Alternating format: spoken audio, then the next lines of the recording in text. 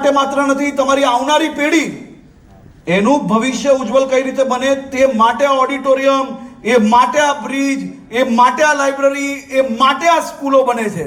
પરંતુ એના નિભાવની જવાબદારી જેટલું આપણે આપણું ઘર સાચવીએ છે ને, આ પ્રોજેક્ટ બી આપણી જ મહેનતનો અંદાજો છે.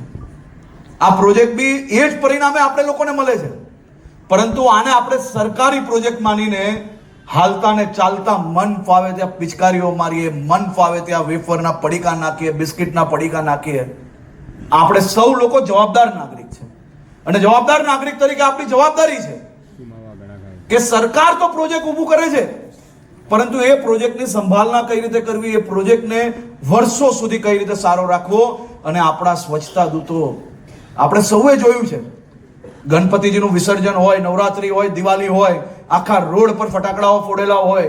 સાહેબ, આખા દેશના કોઈ બી રાજ્યની અંદર કોઈ મહાનગરપાલિકા એવી લઈ આવો કે આખી રાત સફાઈ કર્મચારી, આપણા સફાઈ સ્વચ્છતા દૂતો એ રાત્રે ફટાકડા ફોડ્યા પછી તમને એમ લાગે કે આ ક્યારે સાફ રહી જશે, કેટલાય દિવસો લાગશે, અને સવારે તમે તમારા ઘરની બહાર નીકળો છો ને ત્યારે આખો રોડ સાફ હોય છે. કેમ? એમના ઘરમાં દિવાળી નથી સાહેબ, એમના ઘરમાં તહેવારો નથી. આપણે લોકોએ જવાબદાર નાગરિક તરીકે એમને કઈ રીતે મદદગાર થઈ શકીએ તે દિશામાં આગળ વધવાનું છે. ફરી એકવાર આદરણીય મુખ્યમંત્રી શ્રીનો હું આભાર